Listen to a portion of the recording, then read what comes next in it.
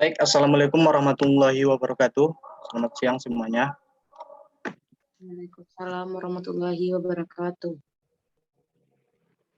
Kami dari kelompok 6 di klausul 9 yang membawakan presentasi kami dengan judul Integrasi Sistem Manajemen Mutu dan K3 berdasarkan ISO 9001-2015 dan ISO 45001-2018. Saya sendiri Ahmad Rafi sebagai moderator dan beranggotakan Anggi Tekila Rahmania, Asnita Julianis, Mia Wulansari, Serina Tri Alkisas, sama baik. Untuk selanjutnya penyampaian materi yang pertama yang akan dibawakan oleh saudari Anggi Tekila Rahmania. Kepada saudari tersebut dipersilakan. Baik, terima kasih moderator. Di sini saya akan menyampaikan materi pertama. Pada klausul 9 dapat dilihat bahwa ISO 9001-2015, semua hal yang berkaitan dengan evaluasi dikumpulkan pada klausul 9, seperti pemantauan, pengukuran, analisis, evaluasi audit internal, dan peninjauan manajemen. 9.1 pemantauan, yaitu pengukuran, analisis, dan evaluasi. 9.1.1 umum, organisasi harus menentukan yang pertama, apa yang perlu untuk dipantau dan diukur, yang kedua, metode untuk pemantauan, pengukuran, analisis, dan evaluasi yang diperlukan untuk menjamin hasil yang valid. Yang kedua, yang pertama, apa yang perlu untuk dipantau dan diukur, yang kedua, metode untuk pemantauan, pengukuran, analisis, dan evaluasi yang perlu untuk menjamin hasil yang valid. Yang ketiga, kapan pemantauan dan pengukuran harusnya dilakukan. Yang keempat, kapan output dari pemantauan dan pengukuran harusnya dianalisis dan dievaluasi. Selanjutnya, organisasi harus mengevaluasi kinerja dan efektivitas dari sistem manajemen mutu. Kemudian, organisasi harus menyimpan informasi terdokumentasi yang tepat sebagai bukti dari berbagai hasil. Selanjutnya, 9.1.2 kepuasan konsumen. Organisasi harus memantau persepsi konsumen mengenai sejauh mana kebutuhan dan harapan mereka telah terpenuhi. Organisasi harus menentukan metode untuk mendapatkan, memantau, dan meninjau informasi tersebut.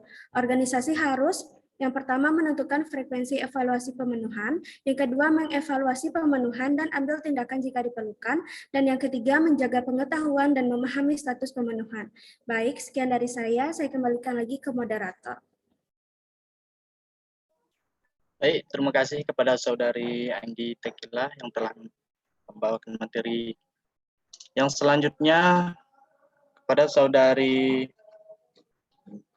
Asnita Julianis untuk penyampaian selanjutnya. Kepada saudari tersebut dipersilakan. Sebelumnya saya terima kasih kepada moderator. Baik, saya akan melanjutkan materi yang dibacakan oleh saudara Anggi Tekila. 9.1.3 yaitu tentang evaluasi pemenuhan kebutuhan, di mana organisasi harus menetapkan, mengimplementasikan dan memelihara proses yang diperlukan untuk mengevaluasi pemenuhan dari kebutuhan kewajibannya. Di mana pada evaluasi ini organisasi harus menentukan frekuensi pemenuhan akan devaluasi. Selanjutnya, evaluasi pemenuhan dan pengambilan tindakan bila diperlukan. Selanjutnya, memelihara pengetahuan dan pemahaman dari status pemenuhannya. Yang terakhir, organisasi harus menyimpan informasi terdokumentasi sebagai bukti dari pemenuhan hasil evaluasi. Selanjutnya, 9.1.4, itu tentang analisis dan evaluasi.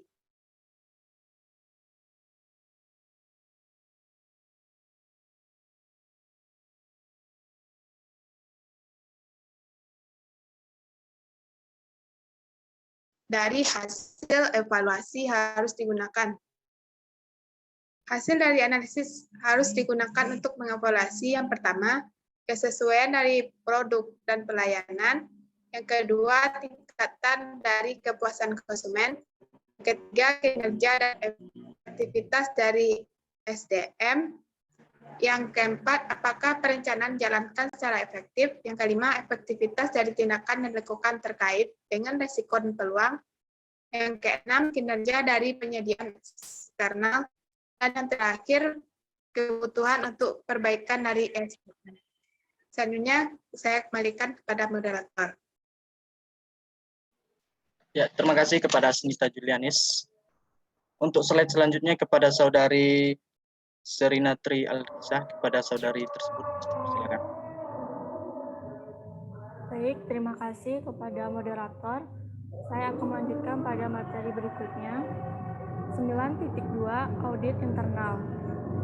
9.2.1 Organisasi harus melakukan audit internal pada interval yang terencana untuk menyediakan informasi mengenai apakah SMM atau K3 sudah sesuai dengan persyaratan dari organisasi sendiri untuk SMM atau K3-nya, persyaratan dari ISO, ataupun sudah sesuai dengan telah secara efektif dijalankan dan dijaga.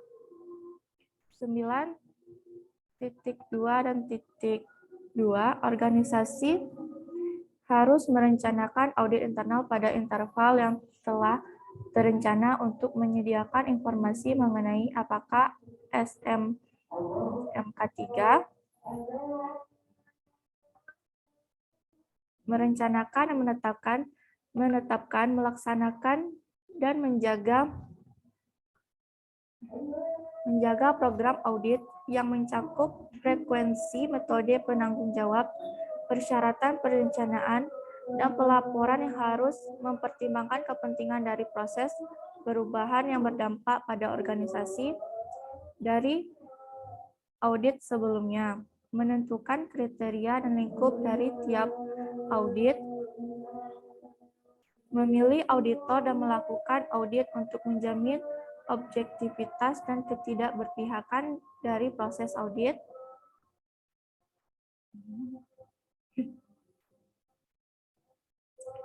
9.3 Tinjauan manajemen. 9.3.1 pada umum manajemen puncak harus meninjau sistem manajemen mutu dari organisasi pada interval yang terencana untuk memastikan keberlanjutan dari kesesuaian, kecukupan, efektivitas, dan keselarasan dengan arahan strategis dari organisasi. 9.3.2 Input. Peninjauan manajemen harus terencana. Peninjauan manajemen harus direncanakan dan dilaksanakan dengan memperhatikan tindak lanjut dari berbagai tinjauan manajemen sebelumnya. Berbagai perubahan yang bisa berdampak terhadap sistem manajemen mutu K3 termasuk kebutuhan dan harapan pihak yang berkepentingan, persyaratan hukum dan persyaratan lainnya, risiko dan peluang, efektivitas sejauh mana sasaran mutu K3 tercapai. Sekian dari saya kembalikan kepada moderator. Ya, terima kasih kepada Saudari Serina. Selanjutnya, penyampaian materi dari Saudari Mia Ulansari kepada saudari tersebut. Persilakan.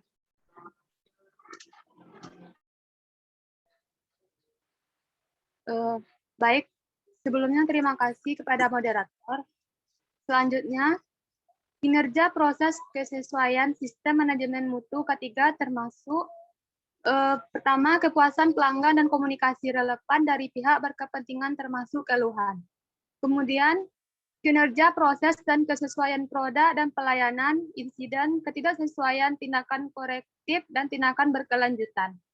Kemudian, hasil pemantauan dan pengukuran, hasil audit, hasil evaluasi pemenuhan kepatuhan konsultasi dan partisipasi pekerja, kinerja penyedia eksternal, selanjutnya berbagai kebutuhan terhadap sumber daya, efektivitas tindakan terkait risiko dan peluang.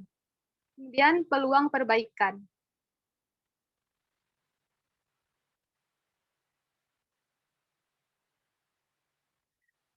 Kemudian 9.3.3 output. Output dari peninjauan manajemen harus mencakup keputusan dan tindakan terkait. Pertama, peluang untuk perbaikan. Kedua, berbagai kebutuhan untuk perubahan dari SMM atau K3. Ketiga, kebutuhan sumber daya. Keempat, organisasi harus menyimpan informasi terdokumentasi sebagai bukti dari hasil peninjauan manajemen. Selanjutnya, saya kembalikan kepada moderator.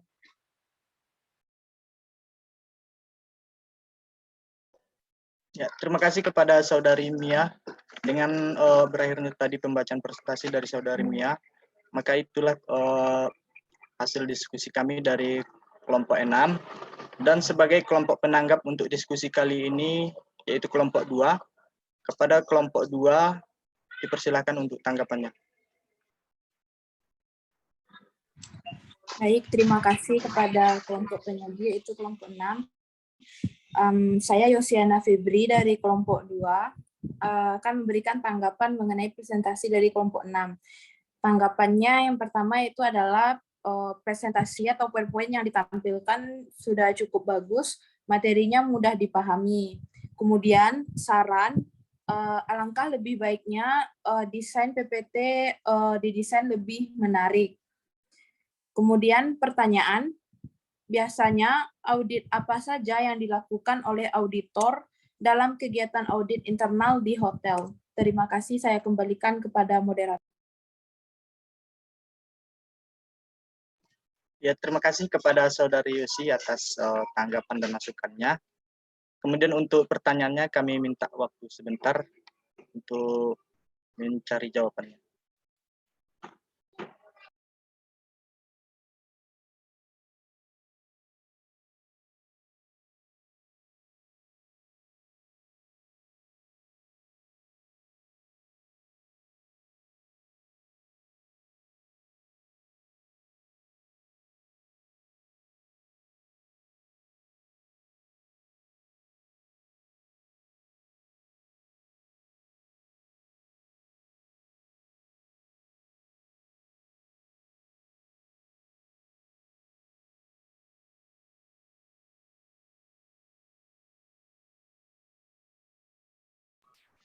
Baik, selagi kawan-kawan yang lain dalam proses mencari jawaban, untuk kawan-kawan yang ingin bertanya,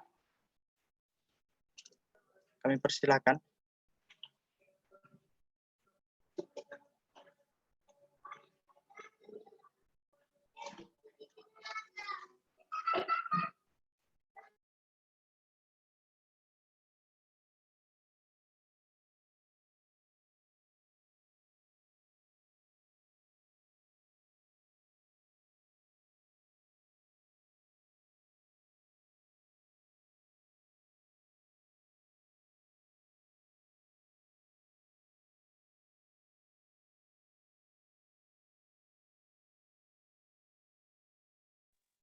Mohon maaf, moderator, saya izin bertanya.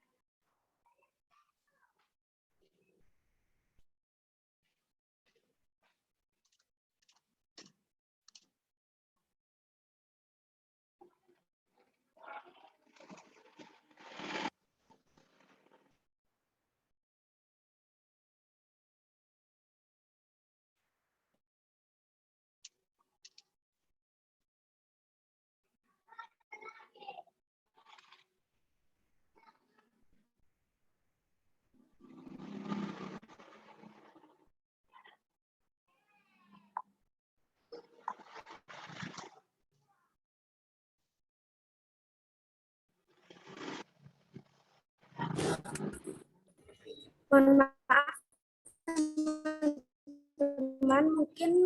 Pertanyaan selanjutnya oleh Opita, dipersilakan. Baik, terima kasih.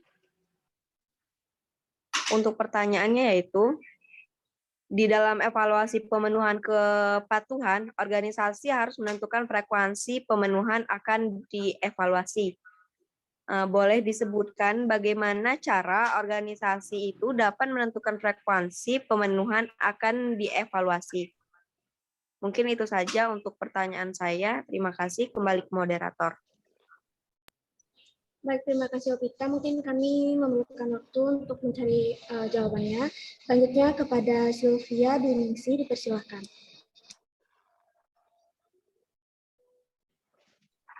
Baik, terima kasih kepada kelompok. Saya Sylvia dari kelompok 2 ingin bertanya, yaitu di dalam konsumen disebutkan bahwa organisasi harus mengevaluasi pemenuhan dan mengambil tindakan jika diperlukan. Pertanyaannya adalah bagaimana cara organisasi tersebut melakukan evaluasi pemenuhan dan tindakan seperti apa yang diperlukan dalam memenuhi kepuasan konsumen. Baik, terima kasih kepada Sylvia. Mungkin teman-teman yang lain ada yang ingin bertanya lagi, dipersilakan.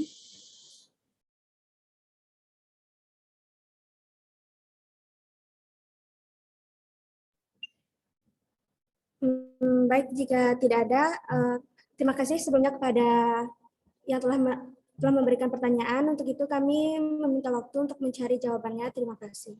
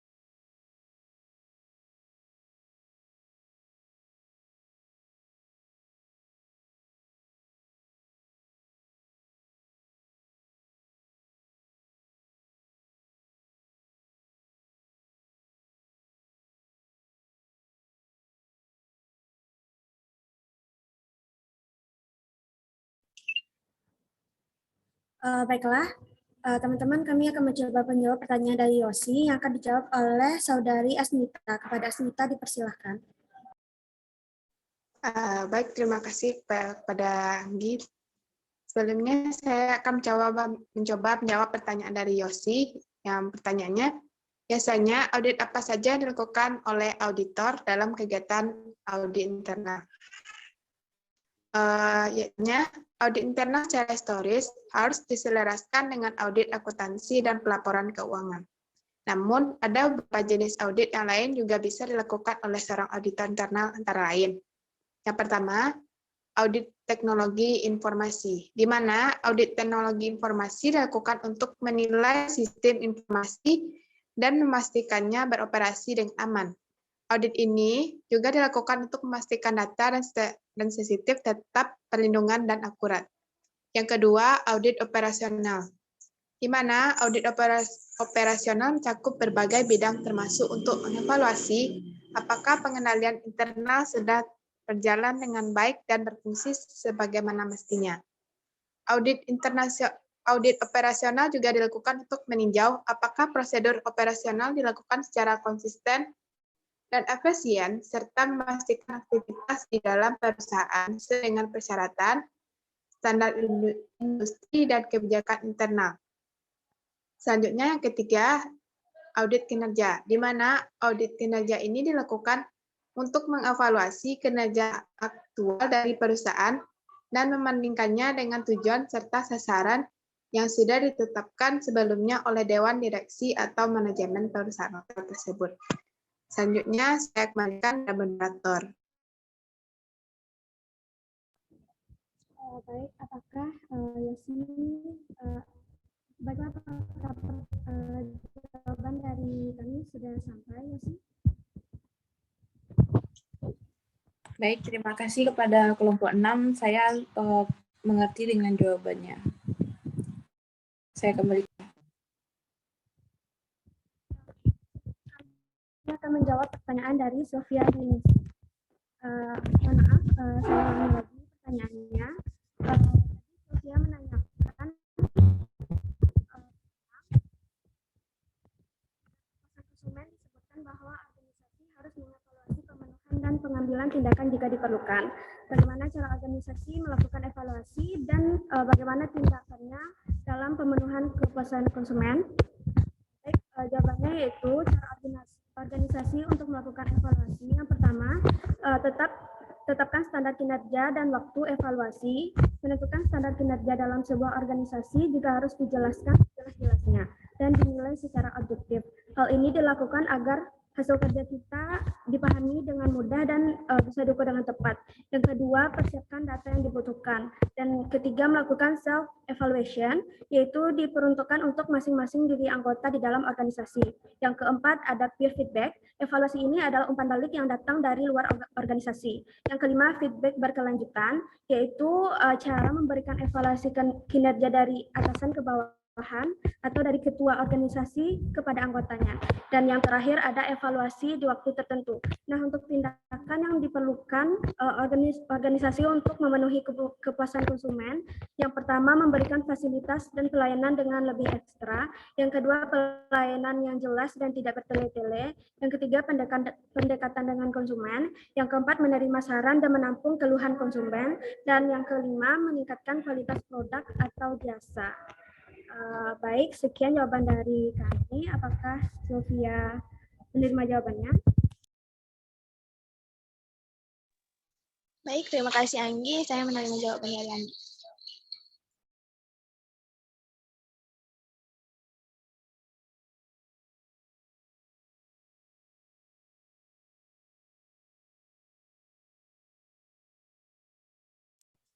Baiklah, selanjutnya pertanyaan dari Evita. Mungkin kami masih memerlukan beberapa waktu lagi untuk mencari jawabannya.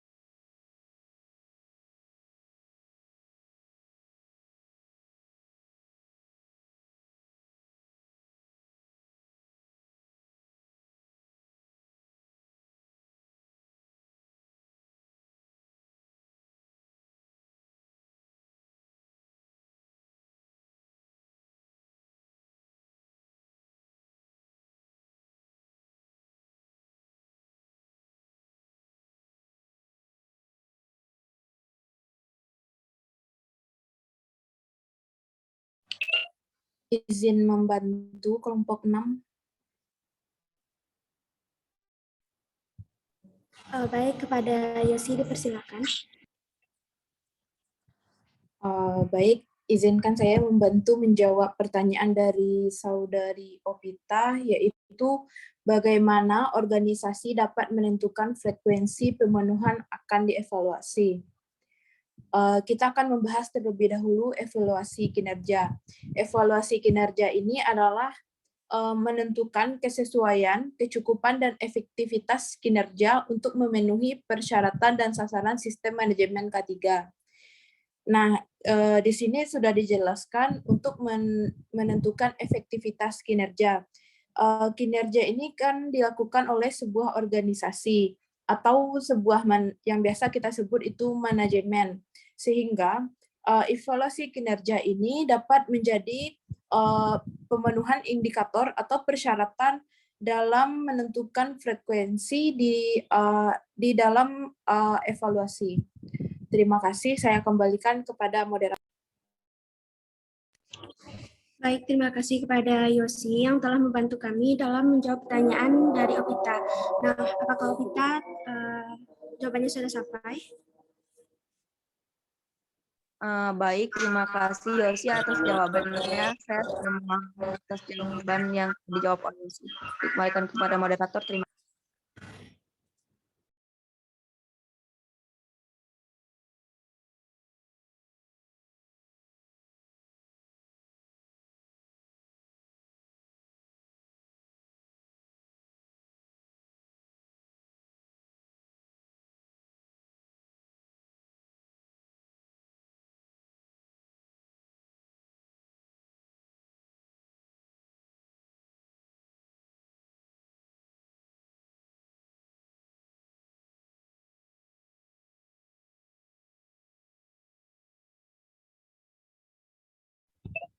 Baiklah, terima kasih kepada kelompok penanggap dan juga semua teman-teman yang telah menghadiri.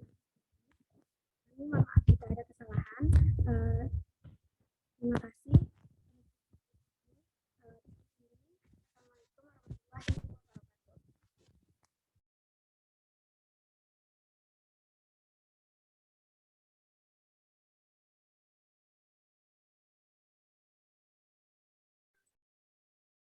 Baik, kepada teman-teman untuk menghidupkan kameranya terlebih dahulu.